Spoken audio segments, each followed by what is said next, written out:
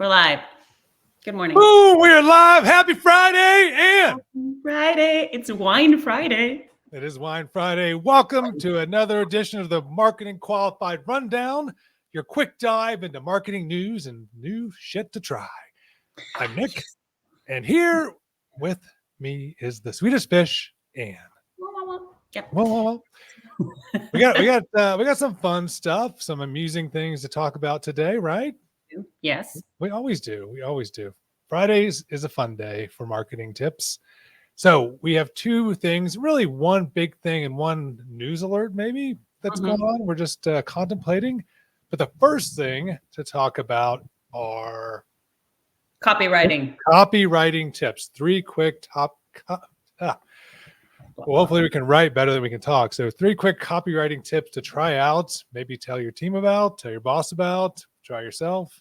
So what's first on the list of? I want to start with time frame, and the best way to illustrate this is actually to show an example. So when you do write copy, increase the time frame. Here's a really, really good example of 8 hours a day versus 34 years. It's kind of, has many years we actually do that. It's an old trick too, and obviously a lot of B2B stuff where they'll talk about in advertisements, 100 years of experience or this. I mean, if you've seen it in a lot of examples where you are leveraging a higher number to get the point across, right? And it's truly just a little bit more impactful. So whether it be an ad, whether it be an ad copy, whether it be in a PowerPoint, and trying to use numbers, obviously bigger numbers, increasing a time frame of something, it's impactful, right? And we can always do it. If you have a number, you can just multiply it by X and it's something higher. So don't overthink it. Just use a higher number. Yeah. And I think, this one's a great example of obviously the day versus years, right? So, it's one of those things where you can do the reverse of 100 years of experience, you could say is, how many hours, and make that a ginormous number. So it really is, thinking about the numbers that really would make an impact for that audience you're trying to talk to. So clever trick in copywriting to draw comparisons of things like this. So great tip. What else are we going to do? We're going to talk about puns. And we have another. I know you love this. I love puns. I think all marketing should be punny. It should. It's memorable. It's right. It will speak to people in a different way, and you will remember that. So Grammarly posted a really good example here, and you have some good examples on Real Access. I do. Yeah, this one Grammarly. I like Grammarly's one example here, just because it's subtle, right? It's definitely a subtle pun, but it's funny.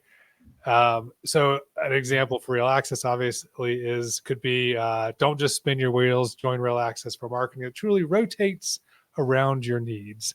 So or at Real Access, we're a real big deal in digital marketing. Or get on board with Real Access, where we spin your brand to the top. So lots of obviously punny things with wheels. Yes. So, but puns, I think most people, I've met a few people that don't like puns, but most of the time a pun kind of makes you smile, makes you a little bit, catches your attention and breaks through all of the clutter in copywriting. Now, I will say, as we've tried this ourselves, sometimes you can go a little too far and have it too many puns in something, and then you lose some of the credibility, I think. But puns are a great way in short snippets to really get people's attention. Yeah, I agree. Okay, moving on. Number 3, say what you are not. That's an interesting tip. Here is a fabulous example from Patagonia. Not the cheapest. They're always, Patagonia is expensive, so they're putting it right out here. They're not the cheapest, but the one that lasts a lifetime. Yeah, and I think another one, this is an oldie but a goodie, is Volkswagen. Back in the 60s, they did an ad where when they launched the Beetle, for those of you who remember the Beetle, it said, "It's ugly, but it gets you there." Right. They called out that, at the time it was an ugly car, but they were really focused on saying what they're not, right? It's not a beautiful car, it's not luxury, it's not everything, but it'll get you there.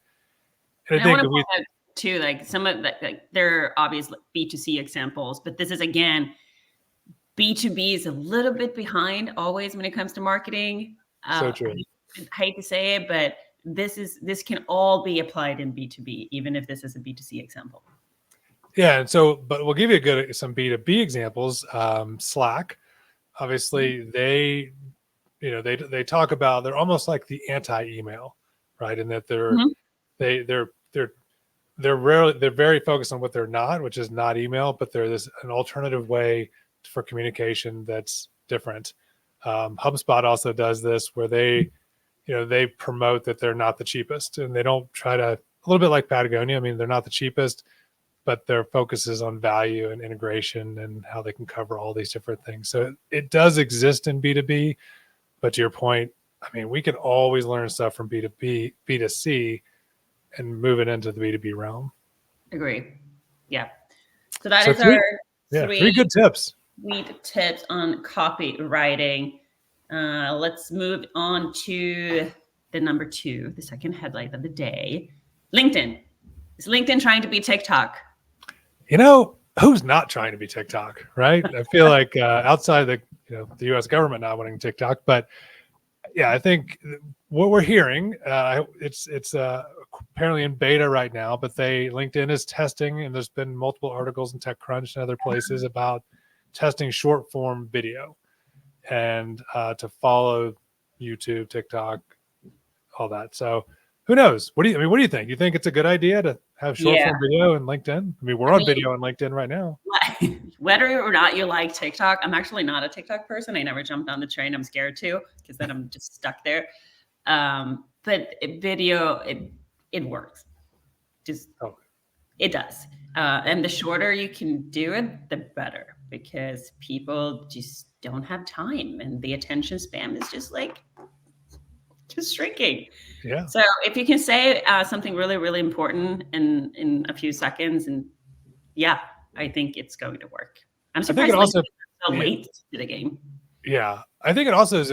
It's indicative of where people look at information. So, I mean, they're using their phone versus the laptop, right? So if you're changing the way the vertical or horizontal view, then it makes more sense even on LinkedIn. So if you're on LinkedIn a lot on your phone versus on your laptop, then you need to have a video in a way that is more conducive to that. So we'll see what happens. I think it will be really good for events. Like if you want, obviously you can do this on like at any event, but being able to kind of quickly do that on your phone and not having to use any third-party services to push your video out, I can see that being really valuable for LinkedIn and for the B2B market. For sure.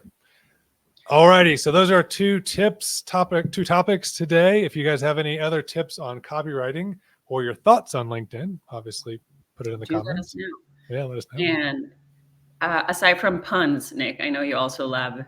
I do.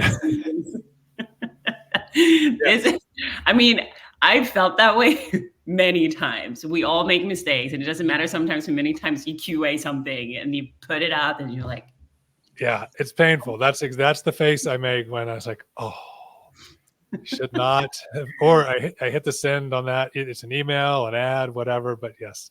So we all make mistakes, guys. So let's, we have to get the face and then move on. So it's okay.